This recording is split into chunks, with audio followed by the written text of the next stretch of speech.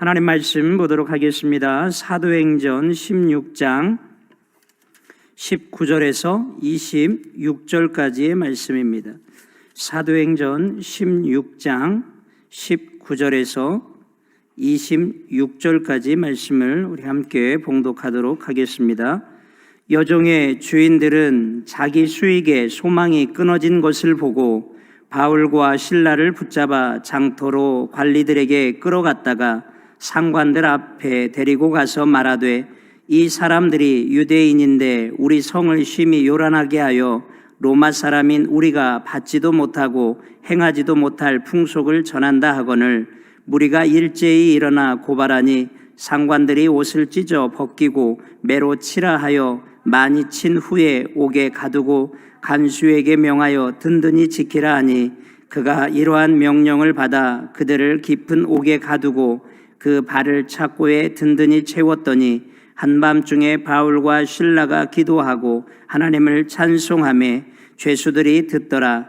이에 갑자기 큰 지진이 나서 옥터가 움직이고 문이 곧 다 열리며 모든 사람의 매인 것이 다 벗어진지라. 아멘. 한번 따라 하시겠습니다. 믿음은 고난 중에도 찬송하는 것이다.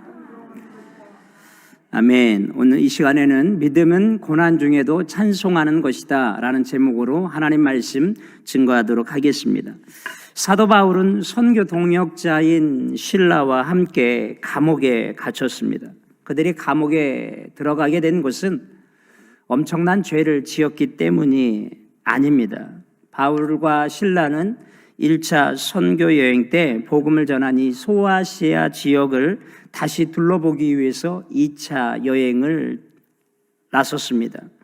그리고 드로아에서 환상을 보고 하나님의 명령에 순종하여 마게도냐로 건너왔습니다. 그리고 마게도냐의 첫 도시인 이 빌립보 지역에서 전도를 하게 되었는데, 이 전도를 하는 동안 내내 어떤 그 귀신 들린 여종 하나가 여러 날을 바울과 실라를 쫓아다니면서 그들을 귀찮게 했습니다. 참다 못한 바울이 예수 그리스도의 이름으로 명령하노니 그에게서 나오라, 그렇게 명령을 하자 귀신이 즉시로 떠나면서 이 귀신 들린 여인이 정상적인 사람이 되었습니다. 그러자 이 여인의 주인이었던 사람이 자기의 이 여종이 귀신 들려서 점을 잘 쳤는데 이제 귀신이 나가서 더 이상 점을 칠 수 없게 되자 이 바울 일행을 관가에 고발하게 된 것이죠. 그래서 감옥에 들어가게 된 것입니다. 여러분, 우리가 법을 어기고 감옥에 들어갔다고 하면 억울하지는 않을 것입니다. 그런데 죄를 짓지도 않고 법을 범하지도 않은 상태에서 감옥에 들어가게 된다면 참 억울하겠죠. 그런데 이 귀신 들린 주인이 바울 일행을 어떤 죄목으로, 어떤 명목으로 관가에 고소를 했느냐, 20절과 21절에 보니까 상관들 앞에 데리고 가서 말하되, 이 사람들이 유대인인데 우리 성을 심히 요란케 하여 로마 사람인 우리가 받지도 못하고 행치도 못할 풍속을 전한다 하거늘, 쉽게 얘기해서 성을 심히 요란하게도 하고 받지도 못할, 전하지도 못할 잘못된 풍속을 전한다, 이런 죄목을 씌워서 고소를 한 것이죠. 그런데 여러분, 바울과 실라가 빌립보 지역을 다니면서 성을 요란하게 하거나 받지도 못할, 행치도 못할 다른 풍속을 전했느냐? 그렇지 않았다라는 거예요. 성을 요란하게 하기는커녕 귀신 들린 여인에게 귀신을 쫓아내 주었습니다. 그리고 복음을 전하고 많은 사람들에게 새 생명을 갖도록 해준 것이죠. 그러면 관가에서는 오히려 바울 일행을 처벌할 것이 아니라, 감옥에 넣을 것이 아니라 오히려 상을 주어야 맞는 것이었습니다. 그런데도 이 사도 바울 일행은 감옥에 들어가게 됐습니다. 인간적인 생각을 하면 억울하기 짝이 없죠. 그들이 처한 상황은 하나님을 원망할 수도 있는 상황이었습니다. 왜냐? 누가 그들을 마게도냐로 건너오게 했느냐라는 거예요. 그들이 스스로 결정해서 마게도냐로 건너왔느냐? 아닙니다. 하나님께서 환상을 통해서 그들로 하여금 마게도냐로 건너오게 하신 것입니다.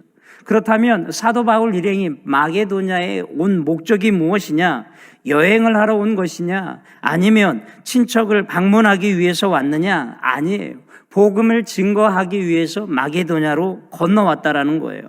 자신들의 계획을 포기하고 하나님의 말씀에 순종해서 마게도냐로 건너와서 정말 열심히 복음을 증거하고 있는데 그들에게 돌아온 것이 무엇인가? 칭찬이 아니었어요. 고발이었어요. 상급이 아니었어요. 어두컴컴한 감옥이었다라는 것입니다. 그들은 감옥에 들어가는 것도 분하고 억울한데 재판을 받기 전에 그들은 오히려 옷을 찢기고 매를 많이 맞았다라고 성경은 이야기하고 있습니다. 죄를 지으면 여러분 당연히 재판을 받고 재판 결과에 따라서 벌을 받는 게 당연한 것이죠. 그런데 사도 바울 일행은 달랐다라는 거예요. 재판을 받기도 전에 이미 매를 맞아서 거의 죽기 직전까지 갔다는 것입니다. 당시에는 이 매를 40대 이상 맞을 수가 없는데 이 이상을 맞으면 죽는다고 생각을 했어요. 그래서 40대를 치지 못하도록 법률로 정해놨기 때문에 대부분 39대 매를 맞았습니다. 고린도 후서 11장 24절에 보면 바울은 40에 하나 감한 매를 5번이나 맞았다라고 이야기를 하는데 아마도 이 빌립보 감옥에서도 39대를 맞았을 것으로 예상이 돼요. 이렇게 바울과 실라는 재판을 받기 전에 억울하게 옷이 찢겨지고 매를 맞은 후 깊은 감옥에 갇히게 되었습니다. 그들이 갇힌 감옥은 햇빛이 쬐고 신선한 공기를 마실 수 있는 그런 일반 죄수들을 가두는 보통 감옥이 아니라 햇빛도 들어오지 않고 일반 신선한 공기도 마실 수 없는 깊은 감옥이었어요. 그 감옥조차에서도 자유롭게 움직일 수 있는 것이 아니라 그들의 양발에는 꼼짝할 수 없도록 착고가 채워졌고 이 착고는 벽에 고정되어져 있기 때문에 조금만 움직여도 이 착고가 발목을 조여드는 고통을 겪게 되었습니다. 바울과 실라는 이제 복음 전도는커녕 꼼짝달싹 할 수도 없게 되었습니다. 그런데 성경에 보니까 어디에도 바울이 로마 관리들에게 불평했다, 자신들의 처지를 비관했다, 자신들을 여기로 오게 한 하나님을 원망했다라고 하는 내용을 찾아볼 수가 없다는 것입니다. 이런 상황에서 충분히 하나님을 원망하고 불평할 수도 있고 그럼에도 사도 바울 일행은 하나님을 원망하지도 않았다라는 거예요. 충분히 자신의 처지를 비관할 수도 있었을 것입니다. 내가 어떻게 하다가 이렇게 되었는가? 그런데 자신의 처지를 비관하지도 않고 이렇게 된 환경도 탓하지 않았다라는 사실입니다. 전 세계에서 가장 넓은 영토를 차지한 사람이 누구인가? 라고 할 때 역사가들은 이구동성으로 징기즈칸을 이야기합니다. 이 사람은 아무 희망이 없이 떠돌던 그 유목민들을 하나로 만들어서 역사 최초로 글로벌 시대를 만들었던 사람인데요. 워싱턴 포스터지는 지난 1000년간 역사상 가장 중요한 인물을 뽑으라고 하면 그 중에 징기즈칸을 뽑았습니다. 어떤 사람들을 그를 호전적이고 잔혹한 인간으로 묘사하기도 하지만 이 워싱턴 포스터지는 이 광활한 대륙, 이 광활한 지구를 넘어 이 사람들이 대륙을 넘어 서로 왕래할 수 있도록 최초의 글로벌 시대를 만든 것이 장본인이 바로 이 징기즈칸이라고 했는데요. 이 징기즈칸이 정복한 땅은 알렉산더 대왕이 정복한 땅, 그리고 나폴레옹이 정복한 땅, 그리고 히틀러가 정복한 모든 땅을 다 합쳐도 징기즈칸이 정복한 땅을 넘지 못한다고 합니다. 더욱이 놀라운 것은 이 징기즈칸 제국이 12세기 중반부터 후반부터 14세기 중반까지 약 150년 동안 여러분 지속되었다라는 거죠. 몽골이라고 하는 이 나라가 여러분 100배, 200배나 되는 큰 나라들을 오랜 시간 동안 지배했다라는 것입니다. 그러면 어떻게 해서 이 징기스칸이 이렇게 역사에 남는 위대한 인물이 될 수 있었을까? 세상은 꿈꾸는 자의 것이다 라고 하는 책에 보면 그의 고백이 기록되어져 있습니다. 그가 역사의 길이 남을 만한 그런 인물이 될 수 있었던 그런 이유인데요. 집안이 나쁘다고 탓하지 마라. 나는 9살 때 아버지를 잃고 마을에서 쫓겨났다. 가난하다고 말하지 마라. 나는 들쥐를 잡아 연명했고 목숨을 건 전쟁이 내 직업이었고 일이었다.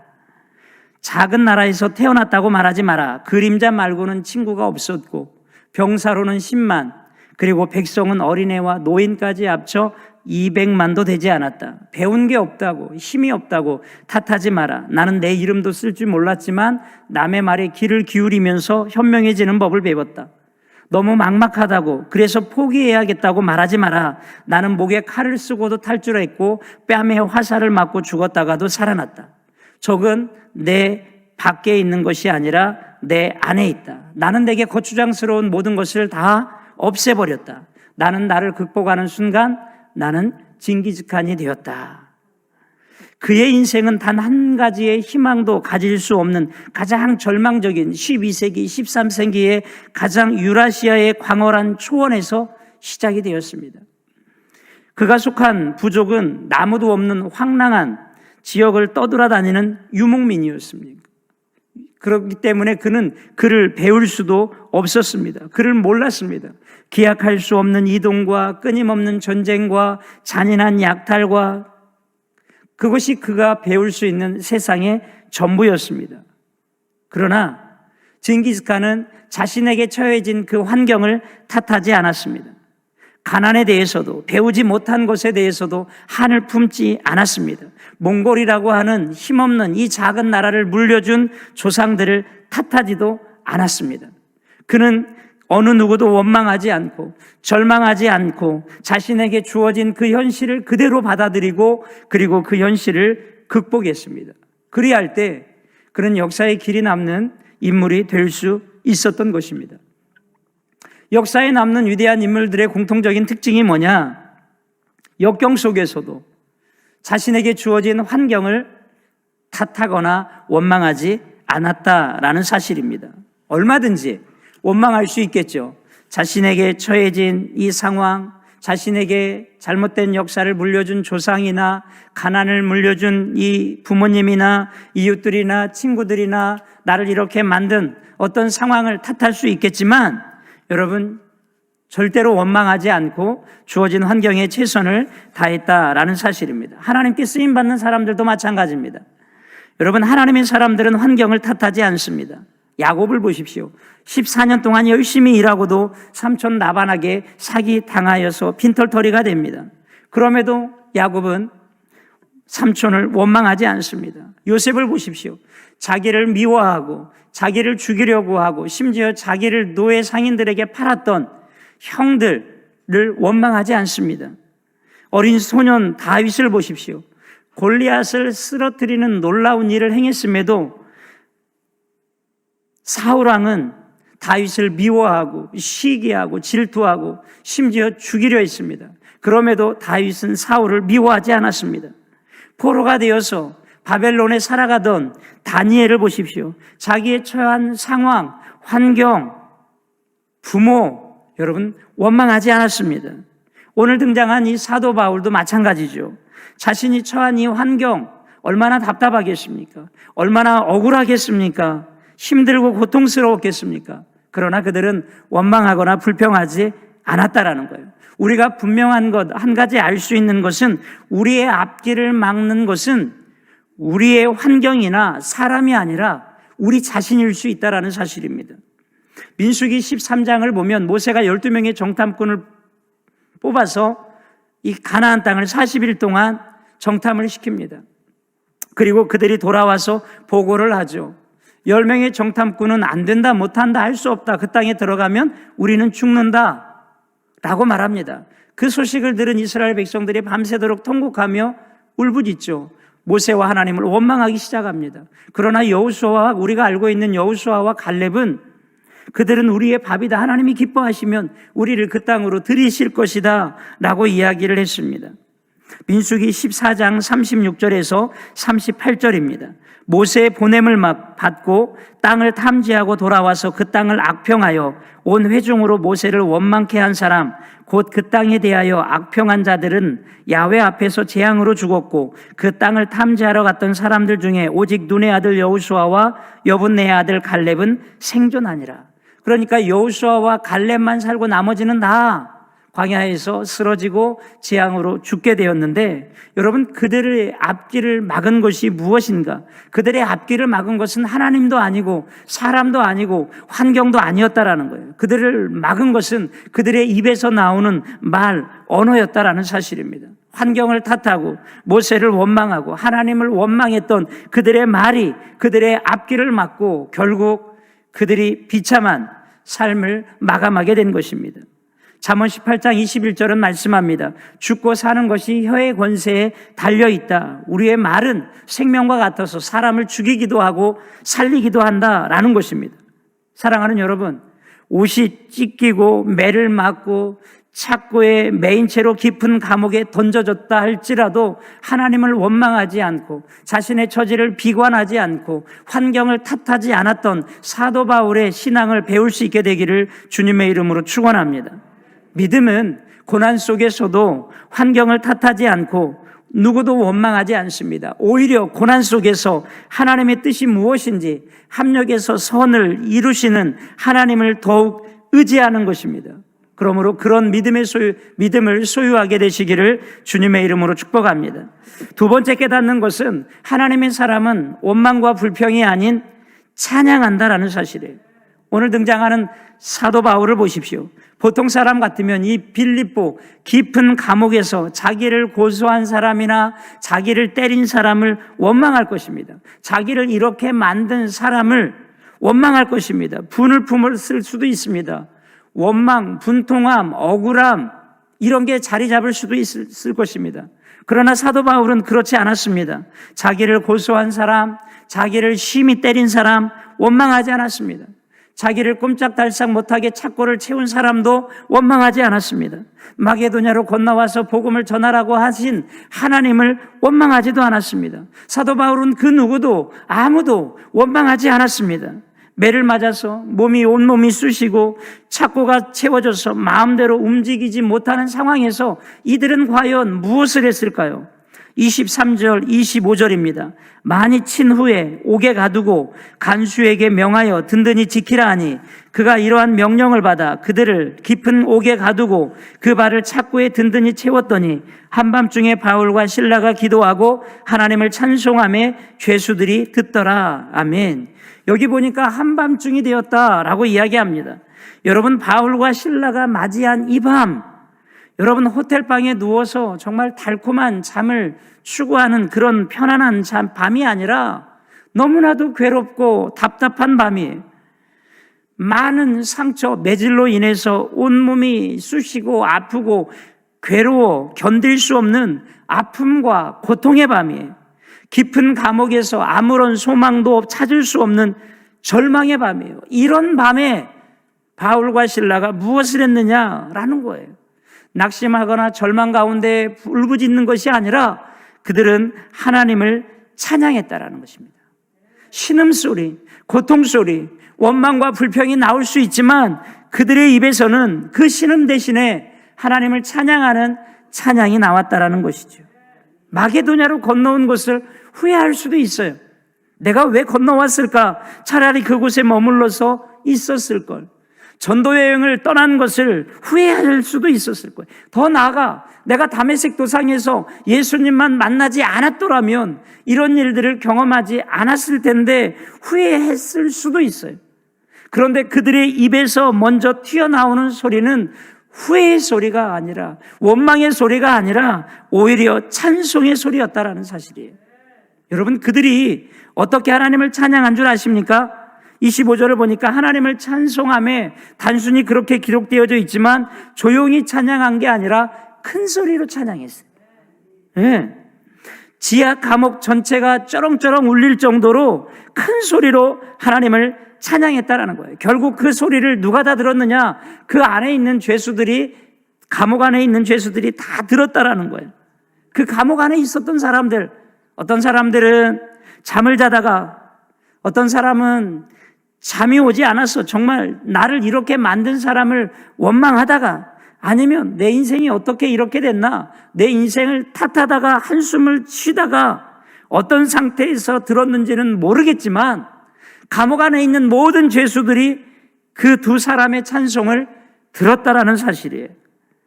바울과 실라는 비록 매를 맞아 온몸이 쑤시고 아프고 또 피곤하고 지쳐 있었지만 힘차게 힘있게 찬양했다라는 거예요.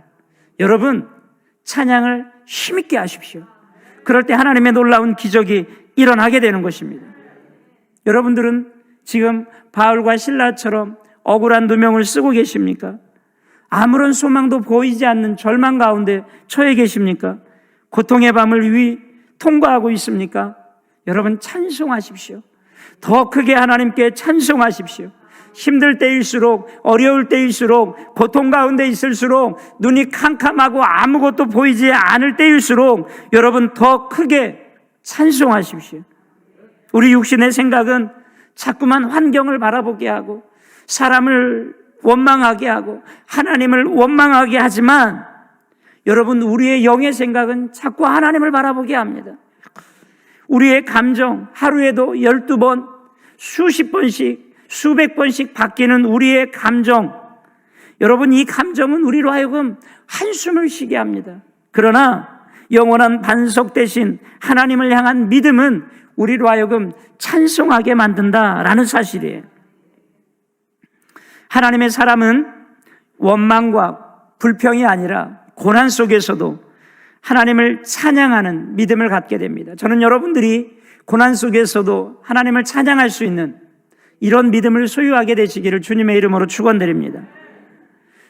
세 번째, 마지막으로 찬양은 하나님의 역사를 일으킨다라는 사실이에요. 빌립보 감옥에서 갇혀있던 바울과 실라가 하나님을 찬양하자 어떤 일이 일어나느냐, 26절을 봅니다. 이에 갑자기 큰 지진이 나서 옥터가 움직이고 문이 곧다 열리며 모든 사람의 매인 것이 다 벗어진지라. 바울과 실라는 하나님 앞에 이 감옥의 문을 열어달라고 하지 않았습니다. 지진을 일으켜달라고 하지 않았습니다. 그들은 단지 하나님을 찬송했을 뿐입니다. 그럴 때 옥문이 열리고 자신들을 묶고 있던 그 착고가 풀리는 역사가 일어나게 되었다라는 사실입니다. 여러분, 찬양은 문제의 착고를 푸는 능력이 있습니다. 이 찬양은 절망의 옥문을 여는 능력이 있습니다. 찬양은 모든 것을 자유케 하는 능력이 있습니다. 사도 이스라엘의 첫 번째 왕인 사울 왕이 귀신이 들렸습니다. 악신이 들렸습니다. 그것으로 인하여서 괴로워할 때 사울은 다윗을 불러서 수금을 타게 했습니다. 하프죠. 그럴 때 사울에게서 악신이 떠나갔습니다. 사무엘상 16장 23절입니다. 하나님께서 부리시는 악령이 사울에게 이를 때에 다윗이 수금을 들고 와서 손으로 탄즉 사울이 상쾌하여 낫고 악령이 그에게서 떠나더라. 찬양을 통해서 악신이 떠나고 마음의 평안을 되찾을 수 있었다라는 사실이에요. 또 찬양은 죽음도 피하는 능력이 있습니다. 유명한 부흥사 무디 목사의 찬송 인도자였던 생키라고 하는 분이 여객선을 타고 여행을 하고 있었습니다. 사람들이 그분을 알아보고 그분이 작곡한 곡을 불러달라고 요청을 했습니다. 그분이 그 노래를 마치자마자 한 사람이 찾아왔습니다. 생키 선생님, 당신은 남북 전쟁 때 북군으로 참여한 일이 있습니까? 네, 그렇습니다. 저는 그때 남군으로 참여했는데 당신을 본 적이 있었습니다. 당신은 북군의 파란 군복을 입고 있었는데 그날 달이 가득 찬 만월이었습니다. 당신은 내 사정거리에 있었고 제가 당신을 향해서 방아쇠를 당기려고 할 때 당신이 노래를 부르기 시작했습니다. 당신이 불렀던 그 노래는 바로 저희 어머니가 많이 불렀던 찬송이었죠. 그 어머니 생각이 나서 당신을 쏠 수 없었습니다. 여러분, 찬송은 죽음도 피하는 능력이 있다라는 사실이에요. 또한 찬양에는 승리케 하는 능력이 있습니다. 역대하 20장에 보면 유다 여호사밧 왕 때 모압과 암몬 그리고 세일산 거주민들이 연합이 되어서 이 유다 이스라엘을 치려고 왔습니다. 유다는 방어할 수 있는 방법도 없었고 이 전쟁에서 이길 수 있을 방법이 전혀 없었습니다. 왕과 이스라엘 백성들은 두려워서 떨게 되었죠. 그리고 하나님께 금식하며 기도했을 때 하나님께서 야하시엘 선지자를 통해서 말씀하셨습니다. 너희는 이 큰 무리를 인하여서 두려워하거나 놀라지 말라. 이 전쟁은 너희에게 속한 것이 아니라 나에게 속한 것이다. 너희는 두려워하지 말고 내일 그들을 향하여 맞서 나아가라. 야훼가 너희와 함께하리라. 여러분, 이 왕 여호사밧 왕은 노래하는 자들을 택하여서 예복을 입히고 거룩한 예복을 입히고 군대 앞에서 노래하며 행진하도록 했습니다. 여러분, 이런 일들은 누가 보아도 어리석은 일이죠. 정신 나간 행동으로 보았을 것입니다. 창을 들고 칼을 들고 방패를 들고 최정예 부대가 앞서 나가도 이 전쟁에서 이길까 말까 한데 칼도 없고 방패도 없고 무기도 전혀 없이 오직 찬양대를 거룩한 예복을 입혀서 전쟁의 맨 앞에 내보냈습니다. 그러할 때 어떤 일이 일어났느냐? 역대하 20장 22절에서 23절에서 이렇게 말씀합니다. 그 노래와 찬송이 시작될 때에 야훼께서 복병을 두어 유다를 치러 올라온 암몬 자손과 모압과 세일산 사람들을 치게 하심으로 그들이 패하였으니 곧 암몬과 모압 자손이 일어나 세일산 주민들을 쳐서 진멸하고 세일 주민들을 멸한 후에는 그들이 서로 쳐 죽였더라. 여러분, 찬양하며 나갈 때 하나님께서 복병을 두어 자중질환을 일으키게 하고 나머지 모든 사람들은 다 자신들끼리 서로 쳐 죽여 모두가 몰살하고 말았다라는 사실입니다. 여러분, 찬양은 원수를 물리치는 힘이 있습니다. 시편 42편 11절입니다. 내 영혼아, 내가 어찌하여 낭망하며 어찌하여 내 속에서 불안하여 하는고 너는 하나님께 소망을 두라. 나는 그가 나타나 도우심으로 말미암아 내 하나님을 여전히 찬송하리로다. 어떤 상황, 어떤 조건에서 찬송한다, 이런 말이에요. 여러분, 삶의 고난을 통과시키는 두 가지 방법이 있습니다. 그것은 기도와 찬송입니다. 야고보서 5장 13절에 보면 이런 말씀이 있어요. 너희 중에 고난당하는 자가 있느냐? 저는 기도할 것이요. 즐거워하는 자가 있느냐? 저는 찬송할 것이다. 고난 가운데 기도하십시오. 하나님의 손이 나타나게 될 것입니다. 힘들고 어려울수록 더욱 소리 높여 찬양하십시오. 하나님의 도우심이 있을 것입니다. 저희 집에는 두 여인이 있습니다. 제가 알고 있는 두 여인입니다. 하나는 저희 어머니고 하나는 저희 아내입니다. 저희 어머니는 저희가 어렸을 때 많이 불렀던 찬양이 있습니다. 그 당시 아버님이 예수님을 믿지 않았기 때문에 엄청난 핍박이 있었습니다. 그때마다 저희 어머니는 이런 찬양을 불렀습니다. 낮에나 밤에나 눈물 머금고 내 주님 오시기만 고대합니다.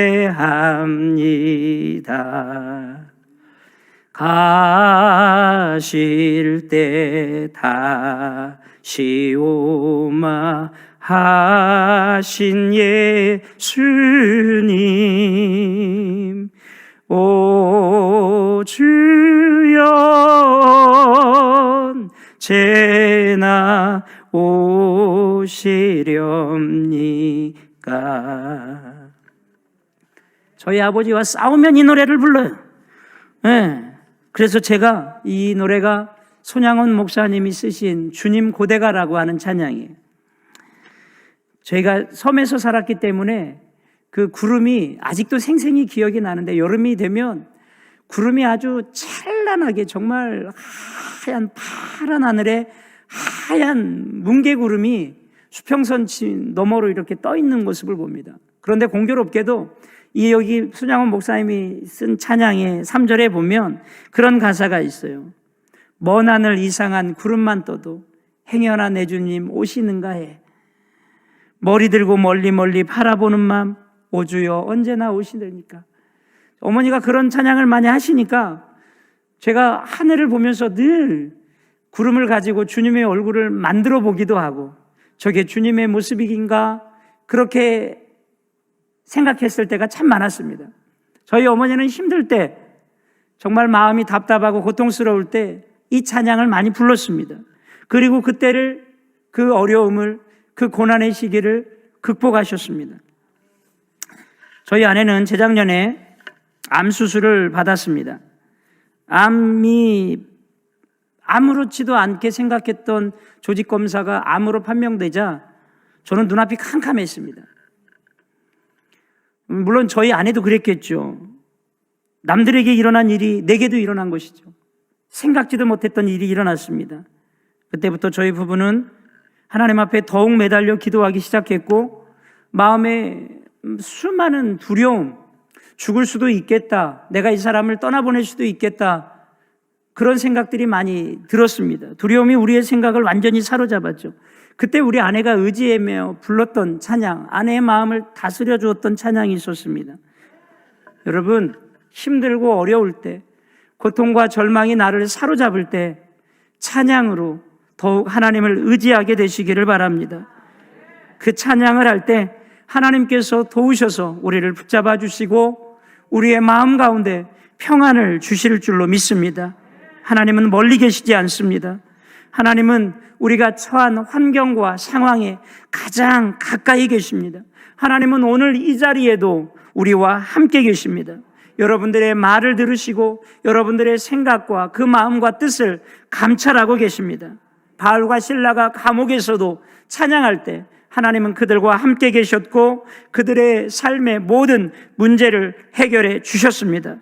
여러분, 힘들고 어려울 때, 고난 가운데 있을 때, 절망 가운데 있을 때, 내가 해결할 수 없는 문제가 내 앞에 있을 때 찬양과 기도에 승부를 걸 수 있게 되기를 바랍니다. 불평과 원망 대신에 하나님을 찬양할 수 있기를 바랍니다. 그러할 때 우리 앞에 닫힌 문이 열리게 되고 절망의 홍해가 갈리게 되고 문제의 여리고성이 무너지게 될 줄로 믿습니다. 기도하겠습니다. 살아계신 하나님 아버지, 은혜와 사랑을 감사를 드립니다. 고통과 절망, 낙심, 실패, 두려움 가운데 있는 저희들에게 오늘도 하나님의 말씀을 주셨습니다. 그 말씀 붙잡고 기도하며 찬송하며 나아갈 때 바울과 실라에게 있었던 일들이 오늘 이 시간 우리의 삶에도 일어나게 하여 주시옵소서. 문제의 여리고성이 무너지게 하시고 우리 앞에 닫힌 문이 활짝 열려지는 축복이 있게 하여 주시옵소서. 절망과 좌절의 홍해가 갈리워지는 역사가 일어나게 하여 주시옵소서. 오늘도 하나님 앞에 드린 귀한 손길들 하나님 축복하여 주시고 저들의 삶의 물질의 복을 주시며 하나님께서 크게 사용하여 주시옵소서. 예수님의 이름으로 기도합니다. 아멘. 주기도문으로 마치도록 하겠습니다. 하늘에 계신 우리 아버지여, 이름이 거룩히 여김을 받으시오며 나라가 임하시오며 뜻이 하늘에서 이루어진 것 같이 땅에서도 이루어지이다. 오늘 우리에게 일용할 양식을 주시옵고 우리가 우리에게 죄 지은 자를 사하여 준 것 같이 우리 죄를 사하여 주시옵고 우리를 시험에 들게 하지 마시옵고 다만 악에서 구하시옵소서. 나라와 권세와 영광이 아버지께 영원히 있사옵나이다. 아멘.